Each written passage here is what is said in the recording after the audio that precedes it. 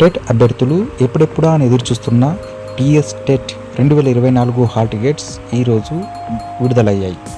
మరి ఆ హాల్ టికెట్స్ను మొబైల్లో ఎలా డౌన్లోడ్ చేసుకోవాలో ఈ వీడియోలో చూద్దాం.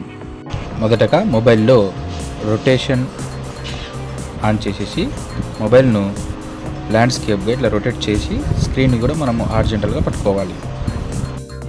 ల్యాండ్స్కేప్ మోడ్లో ఇలా ఉంచేసిన తర్వాత మీరు గూగుల్లో టీఎస్ టెట్ అని టైప్ చేయాలి. టీఎస్ టెట్ అని టైప్ చేసిన వెంబడే మనకు మొదటగా టీఎస్ టెట్ అని కనిపిస్తుంది. ఈ లింక్ను ఓపెన్ చేయొద్దు, అది 2023 సంవత్సరంది ఓల్డ్ టెట్. టీఎస్ టెట్ 2024 అని ఉంటుంది కదా, ఈ లింక్ను ఓపెన్ చేయండి. మీకు ఇంటర్ఫేస్ అనేది ఇలా కనిపిస్తుంది.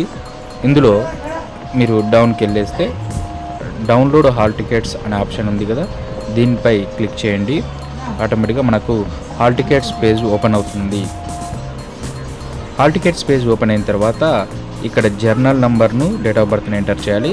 మరి ఈ జర్నల్ నంబర్ ఎక్కడ ఉంటుందంటే మన టీఎస్ టెట్ అప్లికేషన్ చేశాం కదా, ఆ అప్లికేషన్ ఫామ్లో ఇక్కడ బార్ కోడ్, మన ఫోటో పైన బార్ కోడ్ ఉంటుంది కదా, అక్కడ ఉంటుంది చూడండి, జేఎన్తో స్టార్ట్ అయి ఉంటుంది. అది ఆ నంబర్ను ఎంటర్ చేయాలి.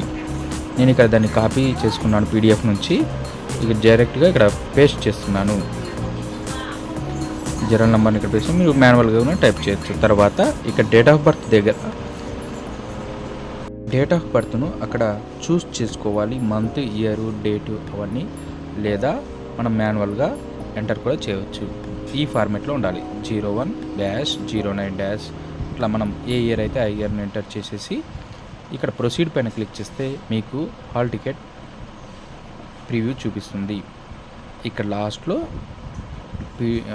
అంతకన్నా ముందు ఇక్కడ చూడండి, పైనే మనకు టెస్ట్ డేట్ అండ్ టైం ఉంటుంది. పేపరు మనం అప్లై చేసింది కరెక్టా కదా చెక్ చేసుకోవాలి, అది కరెక్ట్ వచ్చాయా లేదని. తర్వాత ఎగ్జామ్ సెంటర్ కూడా ఇక్కడ ఇచ్చింటాడు కింద, టెస్ట్ సెంటర్ అని. తర్వాత రిమైనింగ్ మన డీటెయిల్స్ ఉంటాయి యాజ్ యూజువల్.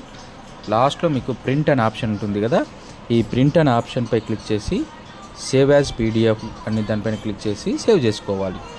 లైక్ చేయండి, షేర్ చేయండి, కామెంట్ చేయండి. మరిన్ని వీడియోల కోసం మా ఛానల్ను సబ్స్క్రైబ్ చేయండి. లేటెస్ట్ అప్డేట్స్ కోసం బెల్ ఐకాన్ను క్లిక్ చేయండి.